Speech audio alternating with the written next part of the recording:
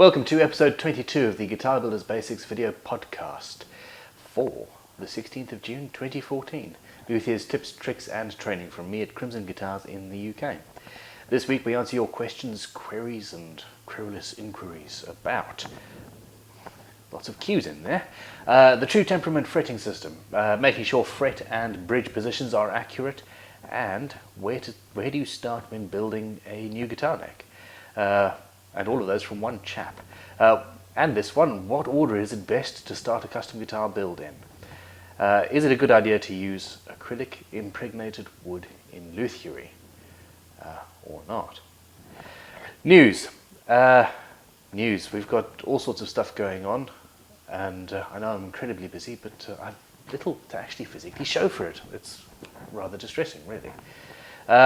We are building a fretboard radiusing jig upstairs, which when it's complete I will show you next week, because we've been offering slotted and radiused fretboards in our shop and obviously making guitars with them for years. And up to this point I've been doing them all by hand with a plane, and we need a jig now. We need to speed production up a little bit. The sun's gone. The light issue has disappeared. Anyhow, where are we in the news? Wood. Oh, I've had rather a lot of fun actually. We are finally getting prepared and starting to sell wood in the store. But what that means is that I am having lots of lovely stuff arrive. I'm looking at some genuine quality mahogany body blanks and bits and pieces arriving, flamed Purple Heart and Gonzalo Alves and things like that. So for a wood junkie like me, it's been a very nice week. Lots of building going on. We're rubbing down lacquer on various guitars. These instruments have had their first coats all rubbed down, and I need to be in the spray booth, actually, frankly. The French guitar is finished. Check out the Crimson Guitars Workshop diary, because that's finally going up every week. And the most recent diary podcast, it's not a podcast, it's a diary, was the photographs and a bit of wordage about the last stages of putting this guitar together. And that's going to be couriered off in the next couple of days, actually. Okay, we have a new intern. Can you believe it? We've got apprentices, the bearded apprentices of the guitar builders. The beardless ones work in the office and tool making and stuff. And now we've got an intern, and he's been here a week from a university in France. He's here for the whole summer, actually. And we haven't actually made him make any tea yet. He's been sitting here rubbing lacquer down and putting wood through a thicknesser, which I'll take you over in a second and show you the dust, actually. So it has been a very interesting week, and the newsletter's up and running. So go over to the guild pages or the forum or the workshop diary, and on the right hand side of the page you'll see a sign up form. Just put your email and name in there, and you will get a weekly email from us, spam free, giving links to whatever new content we've made, whatever new videos have been released, and maybe the odd bit of, hey, look at this new tool we've made, or whatever.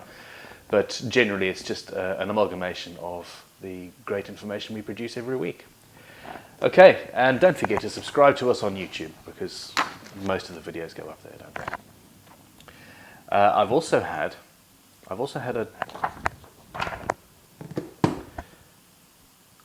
an interesting instrument come in. So here we have, ostensibly, a Gibson, well, it says custom, and immediately we see some problems. That's not very nice, and that's not very nice.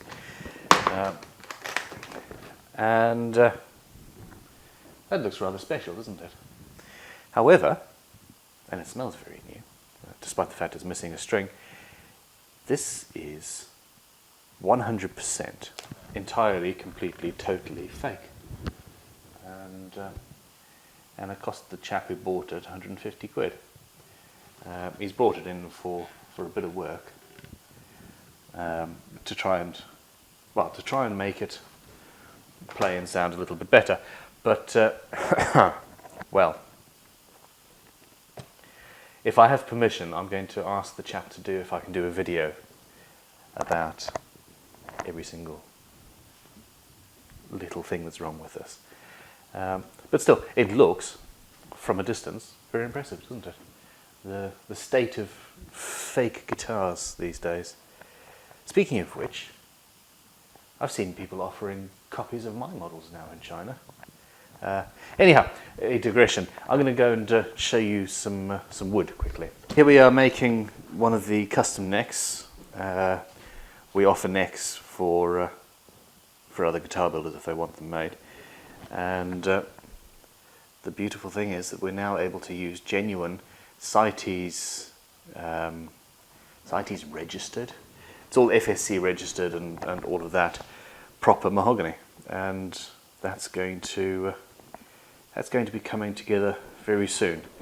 Here's some other work that we're working on. Standardish neck template, but it's converting these. Basically, we're making a neck for a standard Strat body with a 635mm scale length. That's coming together. Various bits of. I can't wait. These are going to be stunning. Yeah, more lacquer needed. We've had a delivery. This wonderful pot has an incredibly useful, I want to say, toy. Check out tonecone.co.uk. Oh, forgot about that. We're setting up at the moment to do a lot of recording of demos of our guitars, and I don't want mic stands floating around all over the place. And what this does is the microphone sits in the cone, and where's that logo? Love that logo. And essentially, with the use of a little bit of Velcro on the front top of your amp, that sits on your amp and holds the microphone in place where you want it. It basically means, especially for me, I'm not going to be tripping over mic stands when I'm trying to record all of this stuff in the limited space that we currently have. And yeah, it's an incredibly useful, very well made product made in the UK by a small UK company. So support them if you can. Tonecone.co.uk. They're only 20 quid. Yeah, instructions and bits and pieces. Check it out. And I'm going to go and, after this, set it up and tweet a couple of photos. And you will be seeing it in all of our demo videos soon. In other news, I'm struggling with hay fever at the moment, and tablets haven't quite kicked in. Okay, now let us move on. We have a new feature for the podcast, something I've been meaning to do for ages, and which I've unashamedly nicked from one of my favourite woodworking podcasts, Wood Talk Online. It's great. Go and subscribe. And that is, I lost track there, and that is a poll of the week. And basically every week I'm going to put up a new poll in the forums with an interesting question and see what people come up with. Now you can go over to crimsonguitars.com/guild/forum and just search for poll of the week, or it is in a section of the website called Off the Reservation /poll of the week. I'm not doing very well today, am I? The first one is asking if you would consider using man-made materials instead of tone woods for guitar building. It seemed to be a good question, since a lot of people ask me this all the time, and it fits with some of the questions in today's podcast. So, yes, I will set this up every week, and next week I'll tell you the results of this poll and see how we go. Now, the first question, we are at the meat of the matter. This is from Dave Sausages in the Guild forum. I do love these names. He says, first, I apologise if it appears as I'm running before I can walk, which you are, sir. Having only made one guitar before, but what if I fancied making a just temperament fretboard? How would I go about cutting the fret slots? I would prefer to do curvy frets as opposed to the partial frets to allow string bending.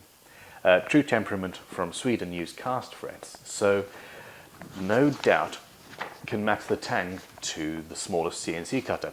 Not sure how I would go about it with a 0.6 slot. The maths I can work out online. The actual cutting is another thing. Crikey. Several things. Don't even consider it. And don't even consider it. First of all, I'm pretty sure that True Temperament in Sweden have got a patent or two on the process. Their frets are absolutely amazing. Instead of a perfectly straight horizontal fret, they are curved and wavy, which is obviously the point of this question. It makes the whole neck sound in tune.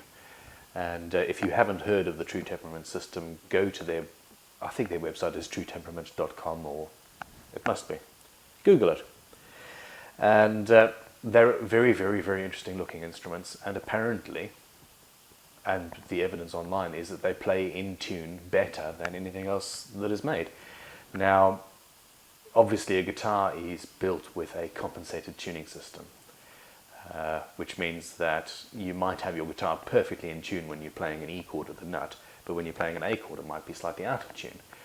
Personally, I think that a little bit of dissonance is it is what adds character to an instrument and is a good thing.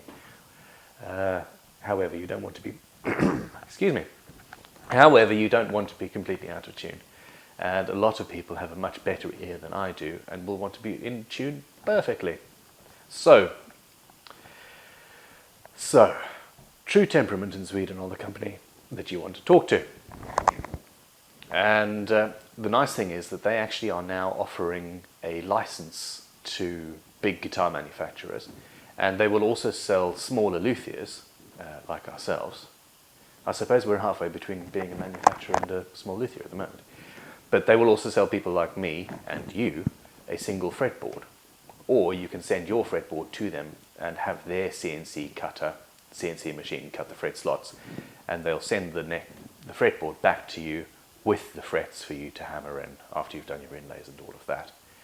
And it's the same with the fretboards they make. They'll post the fretboard and the frets separately, do your inlays, and bang them all together as you normally would. Now, going back to Dave Sausage's question, the only way that you could do it yourself is if you... Sweeping statements. Several ways. You've got to be very, very, very good and very steady with the Dremel. And I don't think anybody is good or steady enough to do that. Or you have to have a little CNC machine and actually program it in. Now, you mentioned in your question that you could do the maths, and quite frankly, I bow down to you, sir, because I find that amazing. But I think that, I think that the only feasible way of actually doing this is to approach True Temperament themselves and go from there.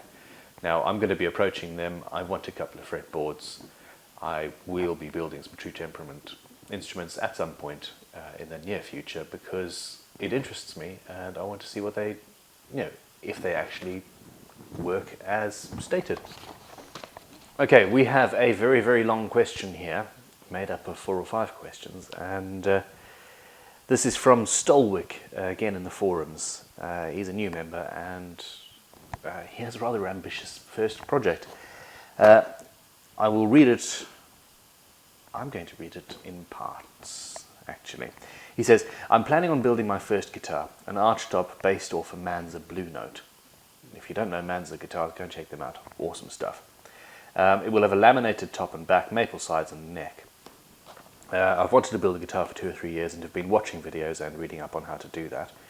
And he's bought Robert Benedetto's book, Making an Archtop Guitar. Even if you don't want to make an archtop guitar, go to crimsonguitars.com/workshop diary, and in the top right there's a hints and tips and tricks section. There's a list of guitar books to buy in there. Click on the link. I make 5% from Amazon because it's lovely, and I'd love your support and money. And go and buy this book because it is a fantastic read, and a lot of the processes are applicable to building a solid body guitar or life in general. It's zen. It's very zen. So Making an Archtop Guitar by Robert Benedetto, it really is a very, very, very good book. And well, my one is literally falling apart because I read it so much. He says, I've read it 4 times over the past 2 months and I still have some questions and would appreciate some advice. Go back and read it another time, or 2. Here is his first proper question. How can I be sure that the fret slots are cut in the correct position? Is there any way that you can cut them as accurately as possible? Where can I find a ruler that would give me the accuracy needed to cut these slots? Now, the reason that I'm answering such a basic question is because, well, a lot of you are first-time builders, obviously, and haven't quite had the errors that I've had. This is a brand new ruler, silver line. Just don't. It's roughly all right. I bought a bunch of them for timber, for when we're just cutting out timber blanks and say, how that's about 19 inches, it's fine. For fret slots, this will not cut it. If you want to buy a standard ruler for marking out your fret slots by hand with a sharp pencil, and sharp pencil is absolutely essential, you go and you buy the most expensive ruler you can find, and I'm talking 20 or 30 pounds. And then go and check it against a caliper, or better yet, take calipers with you to the stores. I have got 3 or 4 long rulers that are long enough to mark out fret slots by hand. Only one of them is accurate enough to actually mark out fret slots. These big ones here, they are 2 mil out from the beginning, almost. My other meter-long rule that was relatively expensive ruler, that starts out okay, but as you get further along the length, it gets further and further out. And again, by the time you've gone a meter out, it's nearly a millimeter off perfection. And this is not good for guitar building. So basically, make sure you've got a very, very good ruler. There are online fret position calculators. Oh my goodness. One of my wonderful listeners has helped us make one, and I need to get this thing on the website, and I am so busy and so overwhelmed that it will be done. We will soon have a fret position calculator on our website. I will put this on the to-do list and get it up there so that you guys can go to our site and do that. Or Martin Cox's book's got one in it. The Melvin Hiscock. Hiscox make the cases. Melvin Hiscock's book, that has got a fret position calculator, or at least spreadsheet in there as well. And go and choose choose a scale that you want. Use a very sharp pencil and keep on sharpening it, and you will be okay. Now, some luthier supplies companies also make fret position rulers and templates and things like that, and we will be doing that soon as well. In fact, the plans that I currently have for our fret position ruler is to take a standard ruler, and instead of draw the slots on, we're going to cut the slots into the end, so you can just tick it in and actually have your pencil physically follow the dots. if you know what I mean. Let's make it idiot-proof. If you want one of those, if any of you want those, send me emails, and if I get 2 or 3, we'll actually get somebody upstairs to make the first batch. That's the way to run a business. Sell something before you make it, and get the orders in so that you can afford to spend the time to make the thing. We have so many tools, so many jigs in progress and on the to-do list that it's hard to know where to go. The next thing coming out is nut slotting files, finally. I've figured out the best way to make them, because making files is damn difficult actually, or practically impossible for a small manufactory like ours. But we've figured out a way, and they will be coming soon. So, second, and this is a very easy question, he says, how do I find the exact bridge location? This is very funny. Okay, first of all, you're making an archtop, so your bridge isn't going to be fixed anyway. You will be able to move it and chop and change to figure it out. Crikey, I am dying here. The reason I laughed was because I remembered when I first started building guitars, I did a 2-year course at West Dean College building early stringed musical instruments, and Baroque viola da gamas don't have frets, or at least not metal frets. They've got these catgut frets that you just tie on, and you know, it's perfectly movable basically. But I started Scorpion guitars with one of the guys that I was studying with, and we ended up having, and I'm talking meteoric rows and fights, screaming and swearing and shouting like you would not believe, over exactly this question: where exactly do you put the bridge? And my partner was trying to do drawings, and I was trying to say, well, it's a compensated bridge, so I don't know. It's compensated. It depends on the strings, and I was a silly sort of chap just out of my teens, and he was an engineer who wanted to know exactly. And I can turn around and say, now look, if you've got a 648mm scale, for example, which is possibly what you can have with this, or a 650, then your treble string needs to be 1mm shorter than the nominal scale length. So your treble string would be around about 647mm if you've got a 648mm nominal scale. And your bass string needs to be nominally 2mm. I said nominally in the wrong place there. Your bass string needs to be 2mm longer than the nominal scale length. And then the rest sort of slot in between. That is where I tend to place the bridge before I start fine-tuning. But it really is, go and get yourself a meter-long ruler, preferably an expensive, accurate one. Double check that it's accurate. Take your calipers to the shop with you if you can, or send it back if it's not accurate. And that's that. Draw from the nut to the bridge and mark it out.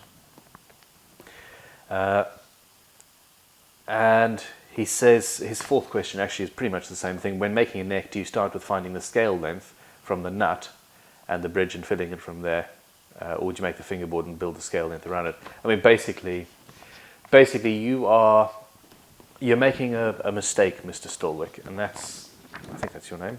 Yes, I got it. Draw everything.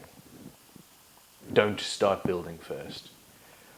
Sit down with a giant piece of paper, draw the whole guitar out that you want to build, meticulously plan.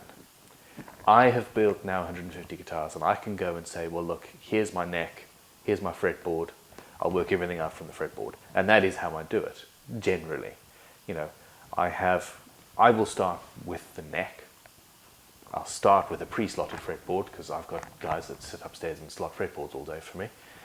And I'll glue that to the neck blank, and then I'll say, okay, fine, well, that's where that goes. I know that I want my neck to join the body at the 16th fret, so I then make my neck pocket on the body, put the neck in place and say, well, I'll measure it to the nominal scale length, which is 648mm, draw my bridge line, and then use my templates. And that is my working method. However, if you haven't built 150 odd guitars, then you need to draw full-scale plans, have everything down on paper in front of you before you do anything. Do not cut wood until you know exactly what you plan on making. To do otherwise is utter folly, and you will screw up something. For example, if you go back 2 or 3 podcasts, I showed my first guitar, and I was using Martin Cox's book on how to build guitars, which somebody appears to have nicked. Crikey, they've tidied up. I tidied up. Somebody's stolen my book. Anyway, that book has got a spreadsheet in it.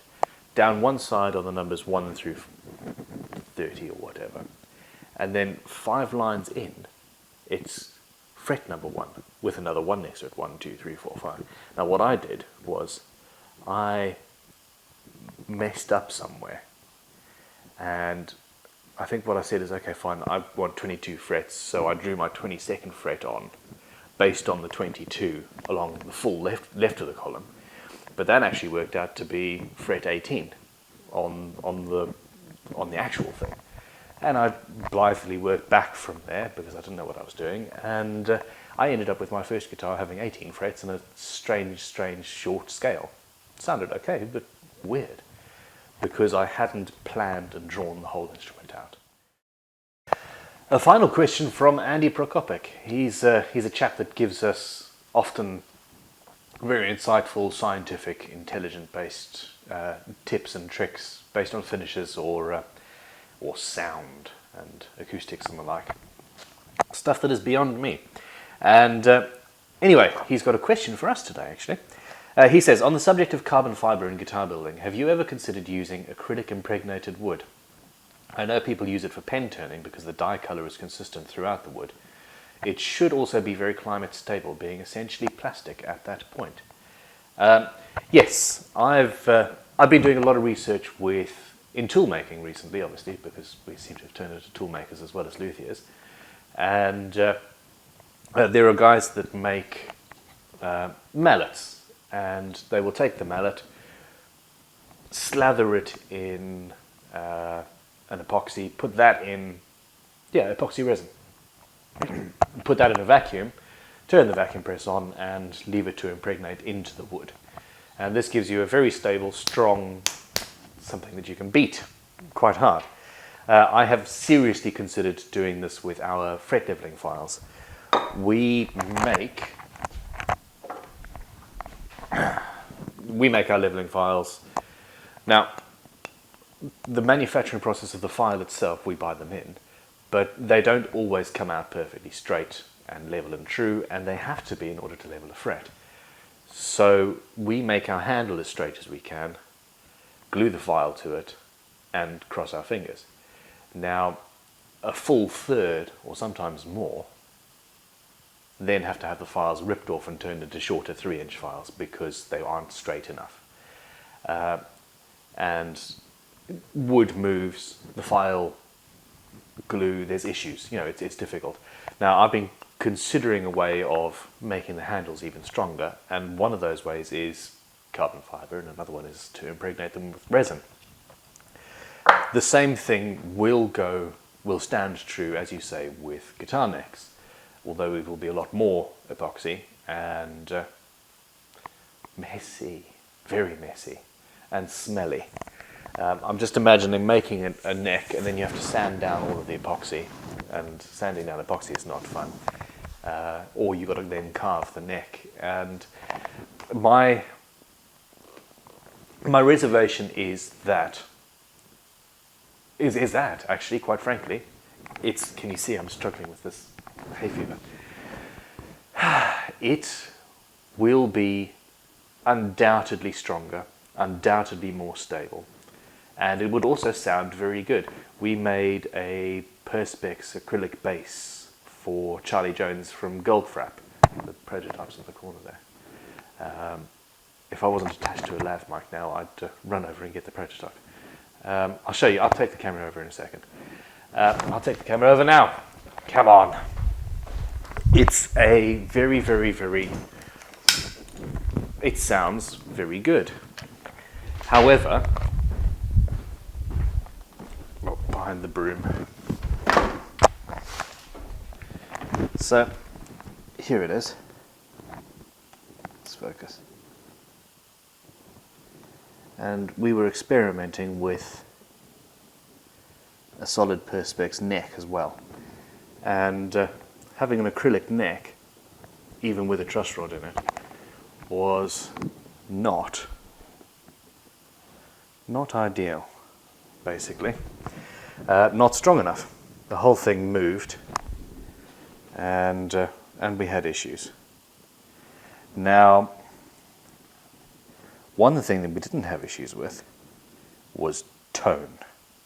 It sounds absolutely amazing. So having a neck with a perspex, there we go,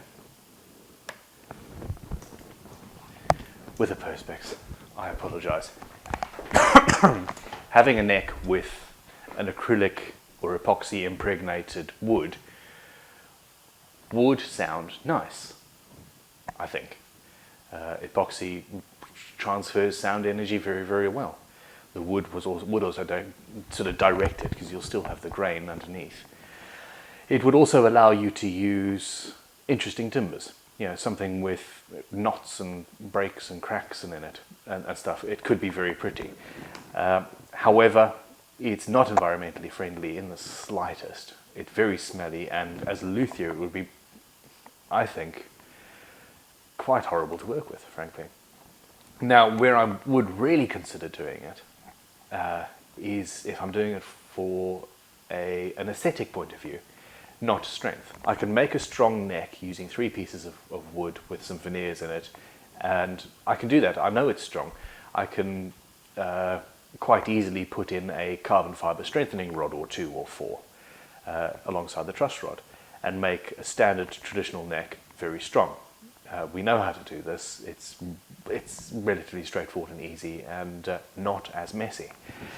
However, I do find often that the prettiest wood is wood that has shakes and cracks and knots and wormholes and the like. I love using air-dried timber because it works so much better with hand tools, but often you have worms, and often you have inclusions and rubbish. Now, I could go and get a really gnarly old bit of interesting looking timber and then put that in a guitar shaped mold, fill that with epoxy, vacuum the whole thing in, and I will end up with either clear epoxy or fill it with silver or something, and you'll end up with a body that all of the knots and the holes and the inclusions in the wood would then be filled with this silver epoxy, and that would give a beautiful sort of dichotomous, is that a word? The dichotomy between nice silver, modern, plasticky, shiny stuff and wood. It would also, I think, mean that the wood wouldn't need to be actually lacquered in any way, because epoxy is some kind of a lacquer. It gives a similar finish on the front, on top of the wood, I think. So I'm very tempted and will try at some point that exact process on a body rather than on a neck. I feel I've answered that, and I need to go and collapse in a corner and cough and take some more antihistamines. So, this is going to be, feels like a rather brief podcast. Let me know what you think on the time in the comments. How long would you like to watch me for prattling on about guitar building? Anyhow, here is a video link. I told you earlier that we're making a fretboard radiusing jig upstairs, and for the first one what we're doing is pretty much following the one in this video that we're linking to. Check out the comments for the link, and also the show notes when we finally get the show notes up and running properly again. Also, don't forget we are on Facebook and I think he said YouTube. We're obviously on YouTube. Facebook and Twitter and Tumblr and all of those. Throughout the week we post photos of whatever's going on. Making custom knobs and all sorts of interesting, fun things. And also the poll of the week. I would love your input. So go to crimsonguitars.com/guild/forum/off the reservation/poll of the week. Do you think I should possibly make that a little bit easier to remember? I think so. Thank you very much for subscribing. If you fancy supporting us financially, and I would really, really appreciate it if you did, the easiest way is to go and join the guild. Obviously, we've got hundreds of free videos, over 100 free videos in the guild. All the things that are on YouTube, but better organized. As a paid guild member, you have access to another 30 or so premium videos that are not publicly available. And we're also building that up so that there's going to be free plans and templates, well, not templates, free plans for jigs and guitars and all of the like, and other tools for guitar builders as we develop. But yeah, membership is £5 or $12.95. It gets you a discount in the online store where we sell tools and the like. And if you would like to join, we would really appreciate that. Failing that, go and sign up for the newsletter and get a weekly newsletter telling you what we've been doing. Thank you very much for your support. Thanks for watching. We will be back next Monday with another podcast, and hopefully I will not have hay fever at that point in time. Have a great week. Cheers. Bye.